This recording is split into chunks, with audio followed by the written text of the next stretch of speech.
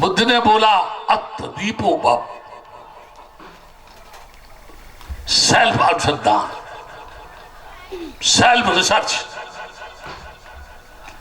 सूक्ष्म दृष्टि से अपने आप को अवलोकन करना, अपने आप को देखना, अपने मन की तृष्णा को देखना, अपने मन की अविद्या को देखना, संस्कार को देखना, विज्ञान को देखना, आयतन को देखना, नाम रूप को देखना, तृष्णा को देखना। अब वो मकान में रहते हैं, अब उनके पास गाड़ियां हैं, बड़ी बड़ी बिल्डिंगें हैं, है ना। लेकिन मुझसे पूछो तो मैं ये कहता हूं वो 80% वेल एजुकेटेड नहीं है, वो 80% लोग मूर्ख हैं, अनपढ़ है, गंवार है, बुद्धिहीन है, जो आज तक डॉक्टर अंबेडकर के बुद्धिजीवी होने का अध्ययन नहीं कर पाए और सही माने में डॉक्टर अंबेडकर को समझ नहीं पाया। आज कोई चिल्ला रहा है, उसमें बोला वो एक, क्या बोला, अंबेडकर अंबेडकर अंबेडकर कहती है। सुना कि नहीं सुना आपने? अंबेडकर अंबेडकर कहते हैं। अगर इतनी बार भगवान का नाम लिया होता तो उनको स्वर्ग में जगह मिलती। मैं कहता हूं ऐसा कोई अगर आ जाए वोट मांगने के लिए तो उतार के जूते उसको बांध के पेड़ से दे जूते दे जूते दे जूते, इतने जूते मारो कि जब हाथ पकड़े तो उससे कहो काश तेरे अंदर जूते खाने की हिम्मत होती, तब तू समझ पाता कि डॉक्टर अंबेडकर किसको कहती है। जलती हुई आग है, वो विद्युत का तार है, जो छुएगा वो चिपक जाएगा, और अगर वो चिपक गया तो मर जाएगा। यानी डॉक्टर अंबेडकर के नाम को लेकर के करंट लगता है आदमी, यानी जो बुज़दिल है, मरा हुआ है, उसमें भी जोश पैदा हो जाता है, क्योंकि डॉक्टर अंबेडकर जलती हुई आग का गोला। सही माने में सारे संसार का जन्म लेने का रास्ता एक है कि दो है? आप हाथ खड़े करके बताओ, एक है कि दो है? एक है ना। जब सारे संसार का जन्म लेने का रास्ता एक है, एक मार्ग से आते हैं, एक विधि से आते हैं, एक संस्कार से आते हैं, एक गर्भाधान प्रक्रिया से आते हैं, फिर दो कहां से पैदा हो गए?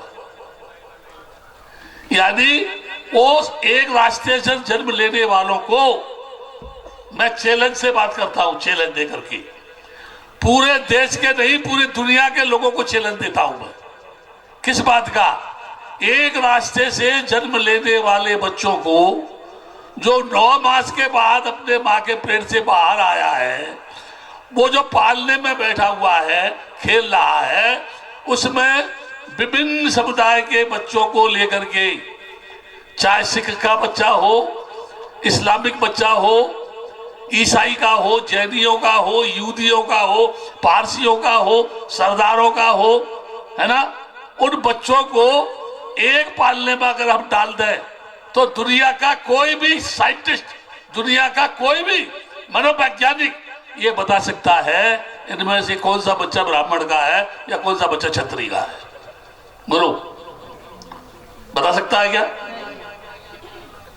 वो सब बच्चे हैं, सब नंगे हैं, जन्म से नंगे हैं। बच्चे भी जो जन्म से पैदा हुए नंगे हैं, और जब जाएंगे तब भी नंगे ही जाएंगे। ये भारत की धरती पर बौद्ध धर्म की छाती के ऊपर एक भाला ठोक करके ये प्रयास किया जा रहा है कि ये देश हिंदुस्तान है, हिंदू राज्य है, सनातनी संस्कृति है, ये हिंदू था पहले, हिंदुस्तान है, हिंदुस्तान रहेगा। और जो लोग ये बोलते हैं कि ये देश हिंदुस्तान है, हिंदू गणराज्य है, मैं कहता हूं वो गधे, उनके बाप गधे, वो भी सब गधे, मूर्ख, बेवकूफ, उल्लू के पट्टे, यानी इनसे भी ज्यादा बुरा शब्द मेरे पास नहीं है जो मैं उनके लिए इस्तेमाल कर सकता। महामानव बोधिसत्व डॉक्टर बाबा साहेब अम्बेडकर जी, उपस्थित पूज्य भिक्खु संघ तसेच उपस्थित उपासक आणि उपासिकांए, भगवान बुद्धांच्या धम्म परंपरेनुसार आज या ठिकाणी धम्म परिषद म्हणजे भगवान बुद्धांच्या सत्यवचनाची देवाणघेवाण म्हणजे धम्म परिषद चाहते हैं। हाँ, कुछ और सुनना चाहते हैं? अब इच्छा है सुनने की। ऐसा करो, थोड़ी देर के लिए तुम खड़े हो जाओ सब, एक सेकंड के लिए। अगर चश्मा लगा हुआ है ना तो उतार के मुंह पे हाथ बनाओ सब। हो गया? एक सेकंड के लिए बोला। ये इधर से कुर्सियां उठा के इधर आ जाओ, ये इधर। और वो पीछे वाली उपासिका है ना, वो इधर आ जाओ कुर्सियों पर, इधर जल्दी 2-5 मिनट के अंदर ये काम करो। वो कुर्सी वहीं छोड़ दो। आपसे जो बोला कि मुंह पे हाथ फिराओ, आप ये जानती है जब आप खड़ी हुई होंगी उसके बाद मुंह पे हाथ फिराया होगा आपने, तो आपको एक अजीब सा लगा होगा। एकदम एक तकी ऐसे बैठे सुन रहे हैं ध्यान से ये, तो आपके चित्त के ऊपर एक वाइब्रेशन आ रहा है, कंपन आ रहा है। जैसे धूल होती नहीं, धूल हवा में जब जाती है तो उड़ती है धूल, तो आंखों पे पड़ती है। तो हम क्या करते हैं, या तो मुंह को पोंछते हैं या धोते हैं। मैंने केवल आपके चित्त के ऊपर जो वाइब्रेशन चल रहा था, विचारों का जो कंपन हो रहा था, विचारों का, कभी कुछ कभी कुछ कभी कुछ, आपके दिमाग में ये चल रहा था कि आखिर हम जाएं तो जाएं कहां, और माने तो क्या माने। एक प्रश्न है ये, बहुत दिन से सब सुन रहे होंगे आप प्रवचन। ये जो है, कोई कुछ कहता है, कोई कुछ कहता है, कोई कुछ कहता है। मैं सारे दुनिया के बुद्ध के दर्शन को 2 लाइन में खत्म कर रहा, 2 लाइन। ये बहुत प्रैक्टिकल है। जीव विज्ञान का विद्यार्थी हूं, मैंने जो प्रैक्टिकल देखा है अपने जीवन में, जो किया है, जिसके कारण मैं घर छोड़ के बेघर हुआ है ना, सब परिवार छोड़ दिया। क्या कारण था? कोई पागल तो नहीं था मैं। बहुत सारे लोग डिग्रियों के लिए काम करते हैं, कहीं कुछ डिग्री मिले, कुछ मिले। अभी जो आपके सामने व्यक्ति बैठ करके चर्चा कर रहा है, ये भक्ति आनंद है। ये वो नहीं है जो पढ़ रहा था। अगर मैं ये कहता कि मेरा नाम ये था और अब मैं ये हूं, तो 2 तो नहीं हो सकते, एक ही होगा। अगर उस नाम से मेरे सारे कागजात होते, सर्टिफिकेट होते, और मैं आज भद्दे बन गया, तो सबको ट्रांसफर करना पड़ता मुझे, एफिडेविट दे करके। फिर उनको मैं वर्तमान में भक्ते के नाम से लिखवा था, जब जाकर के भक्ति आनंद इतने पढ़े लिखे हैं, ये है, ये है। बौद्ध धर्म के अंदर बहुत सारे लोग शिक्षा पे जोर दे रहे हैं। कितने लोग डॉक्टर अंबेडकर के बाद पढ़े लिखे हैं?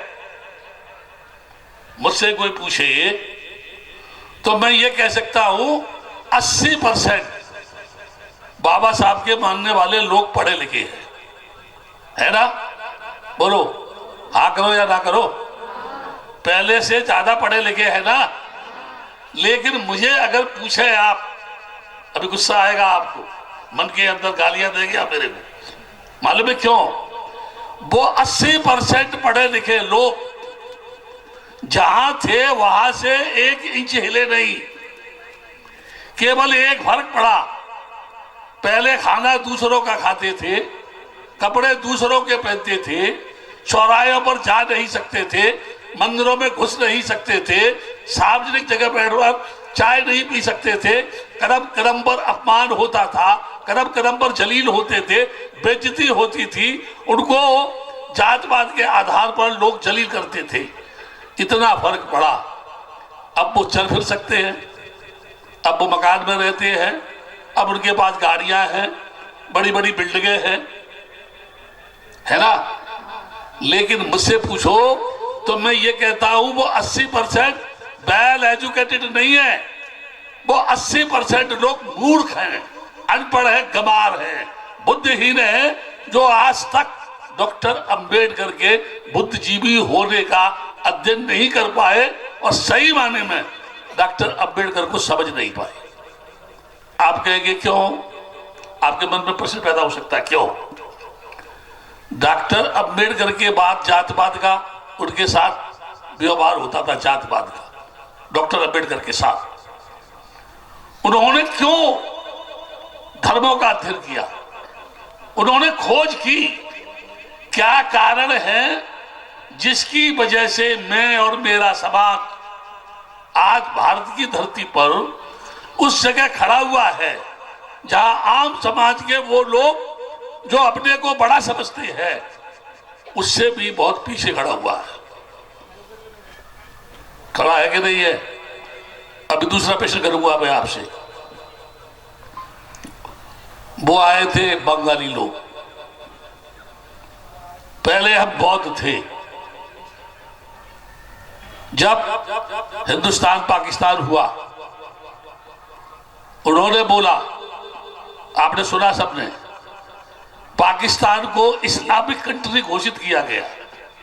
बोला कि नहीं बोला? इसीलिए भारत की धरती पर बौद्ध धर्म की छाती के ऊपर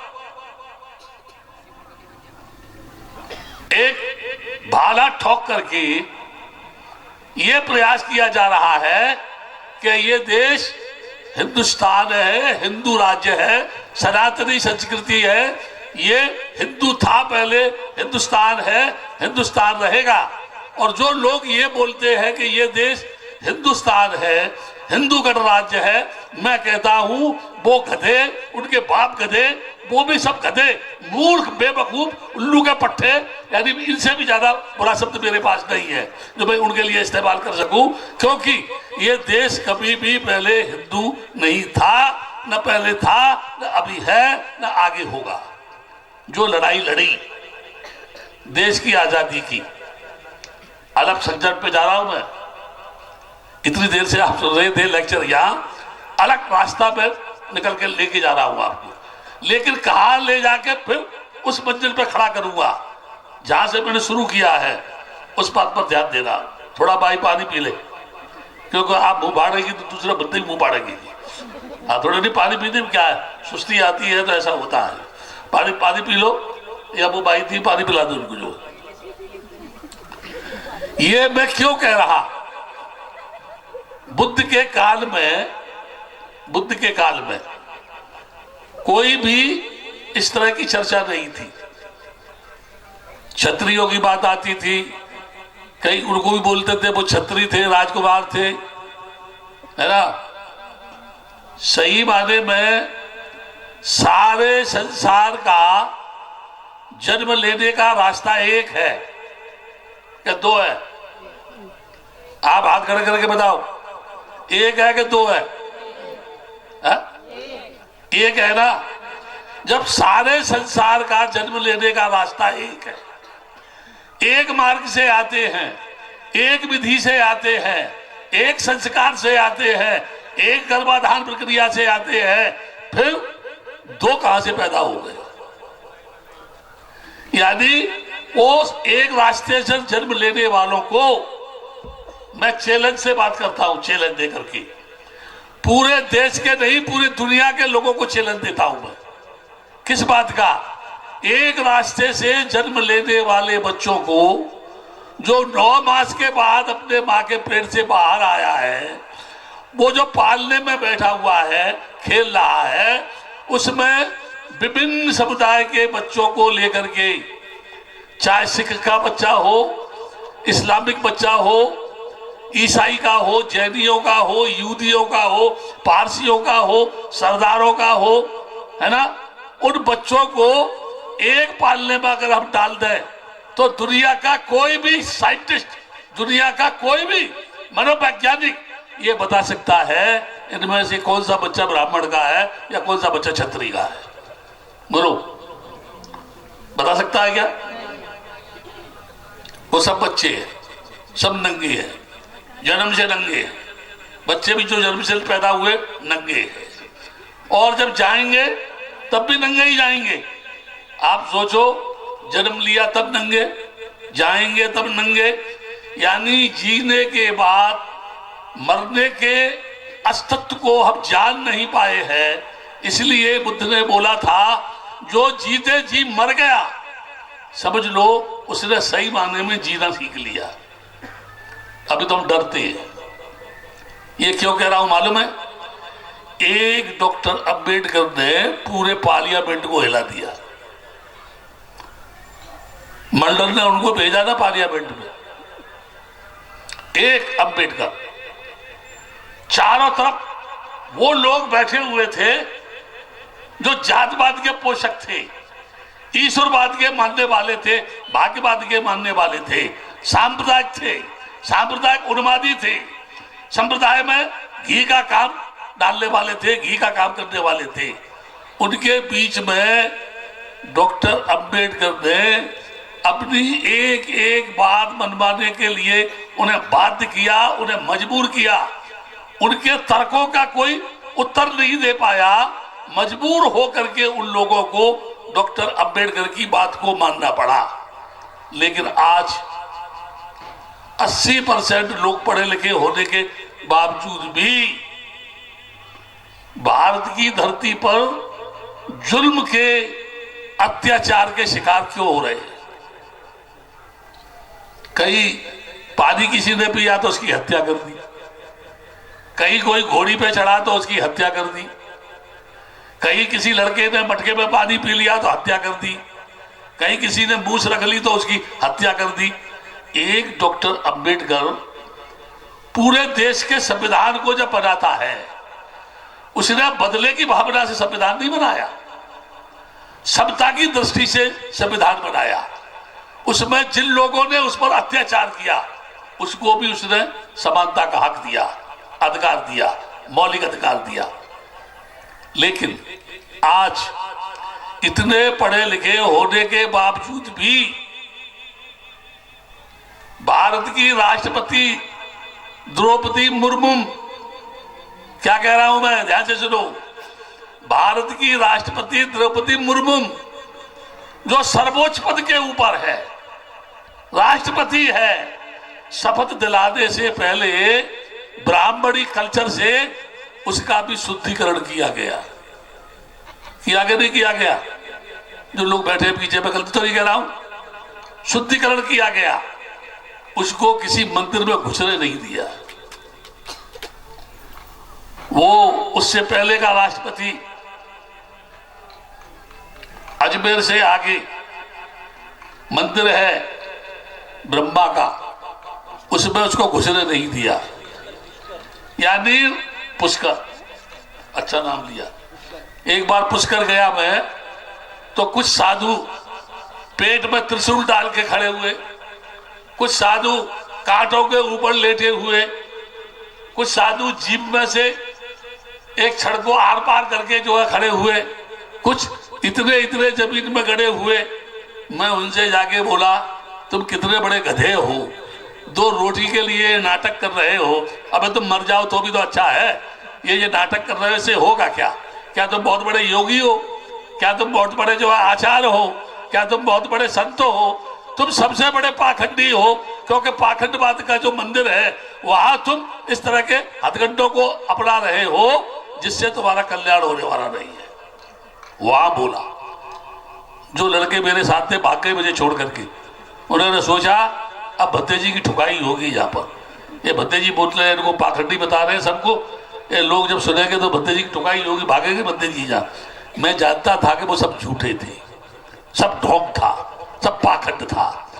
राष्ट्रपति भारत का जब मंदिर में घुस नहीं सकता, ये समझने की चीज है। डॉक्टर अंबेडकर ने हिंदू कोड बिल पार्लियामेंट में जब पेश किया तो उसको पास नहीं होने दिया। डॉक्टर अंबेडकर ने तुरंत उसी समय रिजाइन दे दिया, इस्तीफा दिया। जहां कानून को समझा नहीं जाता है, जहां नारियों के सम्मान की बात की जाती है और एक्ट को जो है माना नहीं जाता है। जो महिलाएं भाषण दे रही है पार्लियामेंट में, जो हीरोइन थी पहले, अगर भारत का संविधान नहीं होता तो किसी चूल्हे पर बैठ के रोटियां सेक रही होती या वो पिट रही होती किसी कोने में। एक भी देवता उनकी मदद करने वाला नहीं था। क्या था कोई? था कोई? ऐसे आजाद देश के बाद जब किसी राष्ट्रपति को मंदिर में नहीं घुसने दिया जाए तो उस राष्ट्रपति को चुल्लू भर पानी में डूब के मर जाना चाहिए या अपनी सीट से इस्तीफा दे करके आम सड़क के ऊपर आ जाना चाहिए। क्या उसने इस्तीफा दिया? राष्ट्रपति ने इस्तीफा दिया? अभी पूरे देश में लोग चिल्ला रहे थे, पार्लियामेंट में बाबा साहब की मूर्ति हटा दी, हम ईंट की ईंट बजा देंगे, चैन से नहीं सोने देंगे, बाबा साहब की मूर्ति वहीं लगाओ। चिल्ला रहे थे लोग। क्या बाबा साहब की मूर्ति वहां लग गई? लगी? उस पार्लियामेंट में लगी? तो मैं जो बोल रहा था 80% पढ़े लिखे लोग बुद्धिमान है कि गधे है? फिर वहीं आ गया घूम के। मैं बोलो आप, अरे भूसे बोलो आप, पढ़े लिखे लोग गधे हैं कि बुद्धि शिक्षित है? आप कह रहे हैं सब गधे हैं, मैंने नहीं बोला। गलत है कि सही है? मैं सुनना चाहता था। पढ़े लिखे लोग गधे हैं, शिक्षित नहीं है, क्योंकि शिक्षा प्राप्त करने के बाद भी अगर अपने मौलिक अधिकार के लिए संघर्ष करने की उनमें ताकत नहीं है तो फिर वो मरे हुए हैं, उनका जमीर मर गया है, वो जिंदा नहीं है। मैं ये सारी बात क्यों कह रहा हूं? बोध गया का आंदोलन जो मैंने लड़ा, 4 लाख लोगों को लेके मैं सड़क पे उतरा। 4 लाख लोग बहुत होते हैं। एक बार पूरे मंदिर को, महाबोधि टेम्पल को घेर के बैठ गए। यहाँ पे चारों तरफ से बंदे ही बंदे बैठे हुए थे अंदर, और बुद्ध गया से लेकर के दिल्ली और पटना गवर्नमेंट नाच रही थी, थरथरा रही थी। पल पल की खबर प्रधानमंत्री, पल पल की खबर राष्ट्रपति ले रहा था। अब क्या हुआ, अब क्या हुआ, अब क्या हुआ? मैं बद्दे लोगों से बोला, मैं लालू से मिलने जा रहा हूं, और जानते क्या हुआ? मैं लालू से मिलने गया, आधे जो मंदिर में बैठे थे ना वो उठ करके भाग गए। उन्होंने सोचा कि ऐसा ना हो कि हमारी पिटाई हो यहाँ पर। ये जमीर था उन बहुत भिक्षुओं का जो मरने से डर रहे थे। मैं अकेला, मैं आज भी अकेला हूं। मैं आज भी कहता हूं कि जो भिक्षु महाबोधि टेम्पल की मुक्ति की लड़ाई में आ नहीं सकते, भाग नहीं ले सकते, उसको मुक्त नहीं करा सकते, उन बौद्ध भिक्षुओं को चुल्लू भर पानी में डूब के मर जाना चाहिए। शिखंडी है, बेकार है, किसी मतलब की दवा नहीं है। क्यों नहीं है? जो धर्मगुरु अपने धार्मिक स्थल को अपने हाथों में नहीं ले सकता, या जो लाने के लिए अब गाल बजा रहे हैं, वो 3 साल तक उस महाबोधि मैनेजमेंट कमेटी के सेक्रेटरी रहे। जो लोग उस मंदिर में काम करते थे, बनते थे, जब 3 वर्ष के बाद लात मार के उनको बाहर खड़ा कर दिया, अब वो आंदोलन की बात कर रहे हैं। इस बीच में उन्होंने क्या किया हुआ? क्या कोई बदलाव किया? कोई परिवर्तन किया? कोई चेंजिंग लाने की कोशिश की? कुछ नहीं किया। क्यों कह रहा है ये? डॉक्टर अंबेडकर ने बौद्ध धर्म स्वीकार किया, बहुत कुछ सोच समझ के किया। क्यों किया? क्या किसी देवता ने आपको आजादी प्रदान की? क्या किसी देवी ने आपको समता प्रदान की? मैं आप पूछ रहा हूं आपसे। क्या भारत के इतने देवी देवता हैं, उनमें से कोई आया? No talk my dear, no. दुष्टों में दुष्ट ही तो पैदा होंगे। क्यों? जो दुष्टों का समाज होगा उसमें सदाचारी, उसमें ईमानदार, सत्यवादी कहां से आएगा? दुष्ट ही हो जाएगा। पूरी उनके बीच में रह के दुष्ट हो जाएगा। आज इस देश को आजाद हुए कितना समय हो गया? वो बोल रहे हैं कि पहले हम बौद्ध थे, बोल के गए ना, पहले हम बौद्ध थे, सरकार ने कानून बनाया, हमको अनुसूचित जाति में थे पहले, एक लाइन में बिल पारित किया और हमारी जाति को ही खत्म कर दिया। अब हमको सर्टिफिकेट भी नहीं मिलता। वर्तमान की सरकार क्या चाहती है मालूम है? वो ये चाहती है अम्बेडकराइट विचारधारा का आदमी इतना भयभीत होना चाहिए, इतना डर जाना चाहिए, इतना यानी भयभीत हो कि वो कोने में जाके छिप जाए, तब बुज़दिलों की आवाज को कौन उठाएगा? तब उन मरे हुए जमीर के लोगों की आवाज को कौन उठाएगा? आज कोई चिल्ला रहा है, उसमें बोला वो एक, क्या बोला? अम्बेडकर अम्बेडकर अम्बेडकर कहती है। सुना कि नहीं सुना आपने? अम्बेडकर अम्बेडकर कहते हैं। अगर इतनी बार भगवान का नाम लिया होता तो उनको स्वर्ग में जगह मिलती। मैं कहता हूं ऐसा कोई अगर आ जाए वोट मांगने के लिए तो उतार के जूते उसको बांध के पेट से दे जूते दे जूते दे जूते, इतने जूते मारो कि जब हाथ पकड़े तो उससे कहो काश तेरे अंदर जूते खाने की हिम्मत होती, तब तू समझ पाता कि डॉक्टर अंबेडकर किसको कहती है। जलती हुई आग है, वो विद्युत का तार है, जो छुएगा वो चिपक जाएगा और अगर वो चिपक गया तो मर जाएगा। यानी डॉक्टर अंबेडकर के नाम को लेकर के करंट लगता है आदमी, यानी जो बुज़दिल है, मरा हुआ है, उसमें भी जोश पैदा हो जाता है, क्योंकि डॉक्टर अंबेडकर जलती हुई आग का गोला है। और हम जितने मानने वाले हैं सब भिखारी हैं, भिखमंगे हैं, हमको मांगने की आदत है। हम आज भी मांग रहे हैं, क्या मकान मिले, कार मिले, लड़के मेरे IAS हो, लड़की मेरी किसी अमीर घर में जाए, बढ़िया कपड़े हो, रोज सूट बदलू, रोज जूते बदलू, तो 50 जूते बदलो, 50 कपड़े बदलो, 50 साड़ियां बदलो, लेकिन तुम्हारे चेहरे पर कोई भी परिवर्तन होने वाला नहीं है। क्या हो जाएगा? बोलो, होगा ना? नहीं होगा। वो कैसे पड़ा होगा? वो राजकुमार फुटपाथ पर आया, क्या परेशानी उसने उठाई होगी? लोग बोलते सुख प्राप्त करना चाहते हैं। सुख क्या है? सुख आर सत्य क्या है? दुख है। आर सत्य है, मैं नहीं कह रहा। दुख है, दुख उत्पन्न होने का कारण है, कारण का निवारण है, निवारण का मार्ग है। दुख है, दुख का मूल क्या है? कोई तो कोई कारण होगा।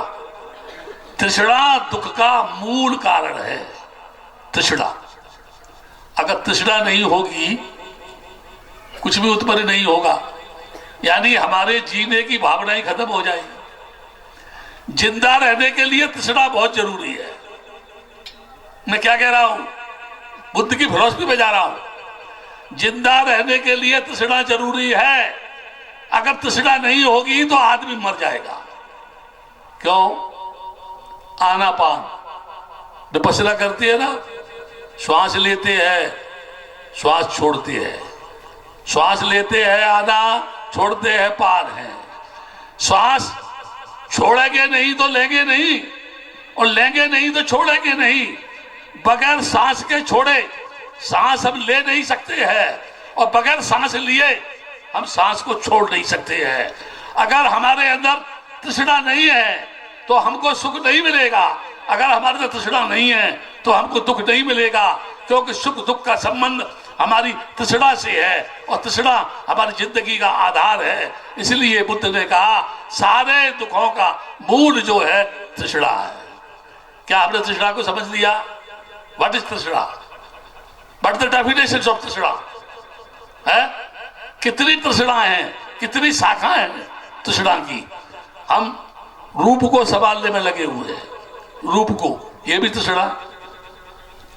साड़ी लपेट ली शीशे के सामने, लड़की मुड़ मुड़ के देख रही है इधर से, हमें कैसी लग रही है, ये भी तिसड़ा है ना। वो सिनेमा में देख के आई बाल कटिंग कैसे थे, वो भी वैसे ही बाल बना रही है, तिसड़ा है। बाल को चेंज करके क्या वो हेमा मालिनी हो जाएगी, या वो जो है जो फिल्मी हीरोइन है, मैं नाम कभी जानता हूं, आजकल नई नई हीरोइन है, वो हो जाएगी क्या। केवल सील चाहिए, शील। अगर आपके अंदर शील है, अगर आपके अंदर आचरण है, अगर आपके अंदर चरित्र है, यदि आपने अपने आप को जान लिया है, तो दुनिया की कोई भी ताकत आपको भयभीत नहीं कर सकती है। कर सकती है क्या? हिमालय तूफानों से टकराता है, समुद्र की लहरें पहाड़ों से टकराती है, क्या पहाड़ को काट पाई?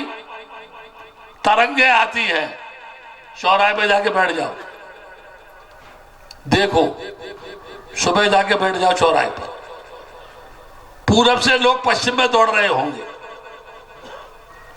या पश्चिम के लोग पूरब में दौड़ रहे होंगे, कोई किसी को पूछ नहीं रहा होगा, दौड़ने में लगे हैं, भाग रहे हैं, भागा भाग जा रहे हैं। शाम को लौटेंगे, जब भी भागने में ही लगे होंगे, कोई किसी से पूछेगा नहीं। सुबह उठ के भागना, शाम को उठ के लौट के वापिस आना, भागना, आना, आना जाना, यही तो आना पार है, यही विपස්සना है। अगर इसको समझ लिया तो आने जाने की दौड़ खत्म हो जाएगी। हो जाएगी नहीं? क्यों? और अगर आने जाने की दौड़ खत्म हो गई तो हम खाएंगे क्या फिर? क्यों? एक समस्या खड़ी होगी ना। आना पार, सांस को लेना, सांस को छोड़ना, यानी respiration is the compulsory for life. श्वास का लेना जीवन का आधार है, फाउंडेशन है। जब तक श्वास लेते रहेंगे तब तक एक्शन होता रहेगा। जब एक्शन होगा तो रिएक्शन होगा। एक्शन में ही करता है, करता ही कर्म करता है, कर्म से प्रतिफल हमको मिलता है। कर्म करना बंद कर देंगे, हमें प्रतिफल मिलना बंद हो जाएगा। इसलिए तृष्णा का होना जरूरी है, बगैर उसके हम कर्म नहीं करेंगे, और जब कर्म नहीं करेंगे तो हमारी मृत्यु हो जाएगी। इसलिए जिंदा रहने के लिए तृष्णा बहुत जरूरी है। मैं कितना उल्टा बोल रहा हूं। तृष्णा दुख की मूल जननी है, और मैं ये कह रहा हूं तृष्णा नहीं तो जीवन खत्म हो जाएगा हमारा। ठीक है ना? कुछ समझ में आ रही है बात कि नहीं आ रही है? नींद आ रही है क्या? है? जाने की इच्छा तो नहीं है? है? अगर तुमसे ये कहूंगे जब पेटी में दान डालो, कितनी डालने वाली? जरा हाथ खड़े करना। देखो अब उधर देख रही है, कहाँ घुमा के ले जा रहा है ये बंदे। है? अभी धर्म की बात कर रहा है, अभी हमको फंसाने की बात कर रहा है। इसमें दान डालेंगे तो क्या मैं लेके जाऊंगा? क्यों? मैं ये जानता हूं, जिसके पास एक साड़ी थी पहनने के लिए, आधी भीगने पर आधी सूखी पहनती थी, भीगा हुआ भाग जब सूख जाता था उसे पहनती थी। अब उसके पास 20 साड़ियां हैं, और उससे मैं ये कहूं कि इसमें से कुछ साड़ी उन महिलाओं को दान कर दो जिनके पास नहीं है, तो कितनी महिलाएं ऐसी है वो दान कर देगी? जरा हाथ खड़े करना। ईमानदारी से दे देगी, और नहीं दी तो मैं सवेरे तुम्हारे घर पहुंचा दूंगा महिलाओं को। ये भी ध्यान रखना, फिर तो निकलेगी नहीं घर में से बाहर, है ना? डॉक्टर अंबेडकर ने हमको देना सिखाया है, लेना नहीं सिखाया, देना सिखाया है। भारत को संविधान दिया, इस देश को आजादी दी, गांधी के प्रावधान दिए, दिया कि नहीं दिए? और बाबा साहब के नाम के मानने वाले लोग कटोरा लेके खड़े हुए हैं अंतरराष्ट्रीय मंच के ऊपर, दे बाबा को नाम, दे बाबा के नाम तुझको बुद्धा रखे, दे बाबा के नाम तुझको बुद्धा रखे। यानी बुद्ध रखेगा, बाबा के नाम पे तुम दो। यानी हमारी भूख इतनी बढ़ गई है, हमारी तृष्णा इतनी बढ़ गई है, आज भी हम चौराहे पर खड़े हो करके मांगने में हमको शर्म नहीं आती, मौत भी नहीं आती है। आज भी हम लेके कटोरा खड़े हुए हैं, दे कोई, दे जाए कोई। हमें मालूम पड़े दुनिया के लोग अरबों रुपया बुद्ध के नाम पर दुनिया में दान करते हैं अरबों रुपया, सैकड़ों मूर्ति वो बुद्ध की बना करके दान करते हैं। हमारे देश में तो कोई एक मूर्ति भी दान नहीं कर सकता, वो सैकड़ों चीवर दान करते हैं। हमारे देश में कोई भी परिवार एक वर्ष में किसी एक भिक्षु को चीवर दान नहीं कर सकता। कोई ऐसा परिवार है जिसने कभी चीवर दान दिया हो किसी बच्चे को? हाथ खड़े करो जरा। आपने चीवर दान दिया? दिया है ना? पक्का झूठ मत बोलना, ये बता दे रहा हूं। झूठ बोलेंगे तो आप ही देखेंगे उसको, रात में भूत बन के आ जाऊंगा आपके पास। आपने ही तो बोला था क्या दिया था, ठीक है ना? मैं आपको बता रहा हूं, बुद्ध ने बोला अथ दीपो भव, सेल्फ अनुसंधान, सेल्फ रिसर्च, सूक्ष्म दृष्टि से अपने आप को अवलोकन करना, अपने आप को देखना, अपने मन की तृष्णा को देखना, अपने मन की अविद्या को देखना, संस्कार को देखना, विज्ञान को देखना, आयतन को देखना, नाम रूप को देखना, तृष्णा को देखना, अपादान को देखना, भव को देखना, जरा को देखना, मरण को देखना। जन्म लेते हैं तब क्या होता है, फिर बाद में मृत्यु होती है तब क्या होता है, क्या लेके आए क्या लेके जाएंगे, चिंतन करो, मनन करो, सोचो, विचार करो। एक नाव में लोग बैठ के जा रहे थे, है ना? तो उसमें बहुत सारा सामान भरा हुआ था। पता चला तूफान आ रहा है आगे से, तो जहाज के पायलट ने बोला जो भी सामान है इसमें फेंको बाहर, ये जहाज डूबने वाला है, अगर हल्का हो जाएगा तो चलेगा। तो किसी ने ट्रक फेंका, किसी ने कुछ फेंका, किसी ने कुछ फेंका। जहाज जो हल्का होना चाहिए, डूबने वाला है। कोई मेरे जैसा कंजूस बैठा था, है? उसके पास सोने के बिस्कुट थे, सोने के बिस्कुट। वो सोचा मेरे पास सोने के बिस्कुट है, अगर ये जहाज मैंने फेंक दिए सब सिक्के और ये जहाज भी डूबा नहीं तो मेरे सिक्के तो चले जाएंगे, है ना? वो जो लोग थे नंबर बाई नंबर दूसरा जहाज लगा दिया, उसमें कूदते गए जो उनको बचाने के लिए आया था। और जो कंजूस बैठा था कि मेरे सोने के बिस्कुट है, वो उस जहाज में से दूसरे जहाज में पहुंच नहीं पाया, बीच में टपक गया और वो लोग निकल करके किनारे पर आ गए और वो समुद्र में ही मर गया। क्या मिला उसको? क्यों? यानी 4 घंटे लगे एकत्र करने में, 4 घंटे लगे खाली करने में, तब तक मौत खड़ी हुई है सर के ऊपर।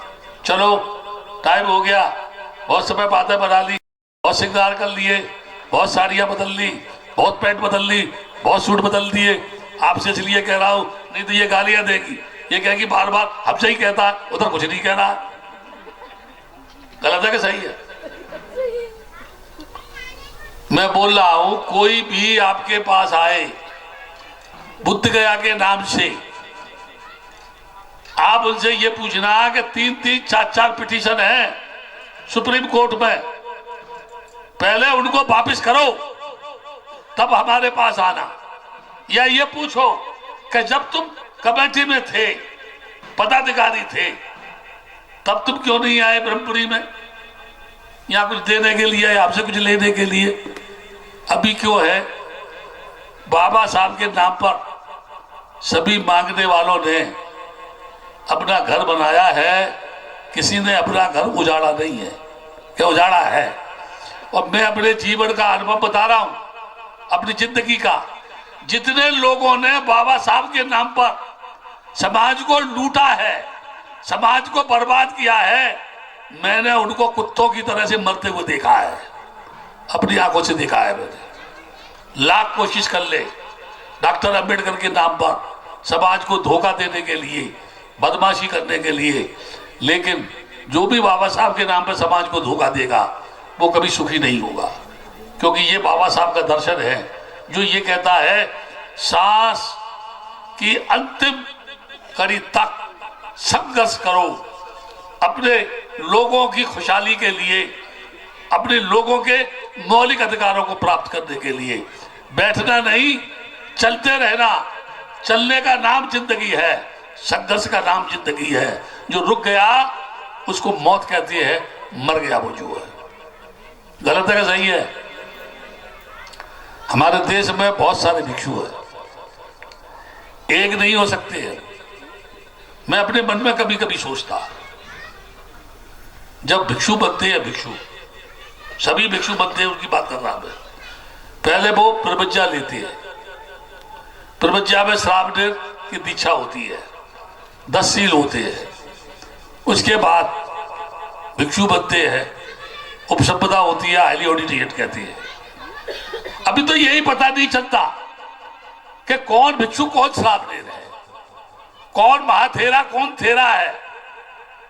ये नई ट्रेडिशन, नई परंपरा चल रही है और श्रावण को चीवर दे रहा है। श्रावण भी अपने आप को आदरणीय लिख रहा है, वेनरेबल लिख रहा है, ऑनरेबल लिख रहा है। क्या कारण है?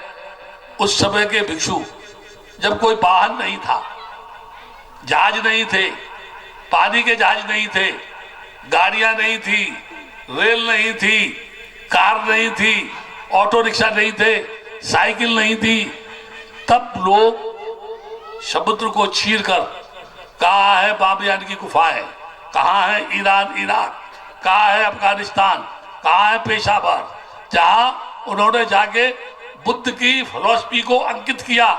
पहाड़ों को चीर के उन्होंने बुद्ध की संस्कृति का निर्माण किया। जिन्होंने अजंता, एलोरा की गुफाओं को जार करके, काट काट करके उनके अंदर खिलखिलाती हुई मूर्तियों का निर्माण किया। वो किसने किया? कौन थे वो? क्या जुनून था उनको? उन चंद लोगों ने, उन 5 परिवारजिकों ने, जिनको सारनाथ में बुद्ध ने दीक्षा दे करके उन्हें भिक्षु बनाया, जिसमें उर्मिला कश्यप, जिसमें नदी कश्यप, जिसमें जगदीश कश्यप, जो गया के किनारे किनारे थे, बड़े बड़े 500 के उनके शिष्य थे, वो भी उनके भगवान बुद्ध के अनुयायी बने। केवल 5 लोगों ने बुद्ध के दर्शन को सारे विश्व में फैला दिया। लेकिन आज क्या कारण है कि एक अंबेडकर ने भारतीय संविधान की रचना करके करोड़ों लोगों को गुलामी की जंजीर काट करके समता के रास्ते पे खड़ा कर दिया, और इतने सारे बौद्ध भिक्षु बुद्ध के दर्शन को जान करके भी विश्व में फिर से बुद्ध के दर्शन को फैला नहीं पा रहे हैं। जो आज भारत के भिक्षु विदेशों में जा रहे हैं, लेकिन वो, उनको इतना ज्ञान नहीं। सारी दुनिया के बुद्धिस्ट लोग भारत की धरती पर आते हैं बुद्ध के उन स्थलों को देखने के लिए जहां सम्यक संबुद्ध ने काम किया। मैं ये कहना चाहता हूं, काश हमारे देश का ये भिक्षु एक हो जाए, काश हमारे देश के बौद्ध समाज के टुकड़े एक हो जाएं, काश हमारे देश की राजनीति के मानने वाले लोग एक हो जाएं, तो चंद लोग जो जुल्म की चक्की में लोगों को पीस रहे हैं वो भागते हुए नजर आएंगे, भगते हुए दिखाई देंगे। इसलिए मैं आपसे कहूंगा, आप अपने आप को जानो, पहचानो, याद रखना, कुछ भी एकत्र करो, बहुत बड़ी बिल्डिंग बनाओ, बहुत बढ़िया कार लेके आओ, बढ़िया बढ़िया सूट बनवाओ, मरना है, नंगा जाना है, नंगा, एक भी झंगा नहीं जाएगा साथ में, सब यही धरा रह जाएगा। औरत हो चाहे आदमी हो, जैसे पैदा हुए वैसे ही फूंक दिए जाएंगे। तो जब ऐसा ही होना है तो उसमें से कुछ तो दान कर लो, अपने भूखे नंगे साथियों को दान कर दो, कम से कम उनकी सर्दी तो रुकेगी, कम से कम उनकी भूख तो मिटेगी, 1 जून की उनको रोटी तो मिलेगी। इसी भावना के साथ आपको मैं आशीर्वाद देता हूं, आप कंजूस बने, एक ढेला दान नहीं करें, किसी को भी रोटी नहीं दे, किसी को भी पानी नहीं दे, लोग मरे तुम हंस के देखती रहो, मुस्कुराती रहो। इसी आशीर्वाद के साथ रात भर मुझे गालियां देना, जो कुछ भी कहना है मुझसे कहना, तुम सुखी रहो, तुम सबकी बीमारी मुझे लग जाए, तुम सबकी कंजूसी मेरे ऊपर आ जाए, मैं मरूं तुम जिंदा रहो, और सब कुछ लेके जाना। अगर कभी पड़े मैं कहीं हूं तो मुझे बुला लेना, वो मशीन मंगा करके आपके मकान को उखाड़ के आपकी छाती पर रखवा दूंगा, उसको भी साथ लेके जाना। ठीक है ना? क्यों? प्रवचन को समाप्त करता हूं।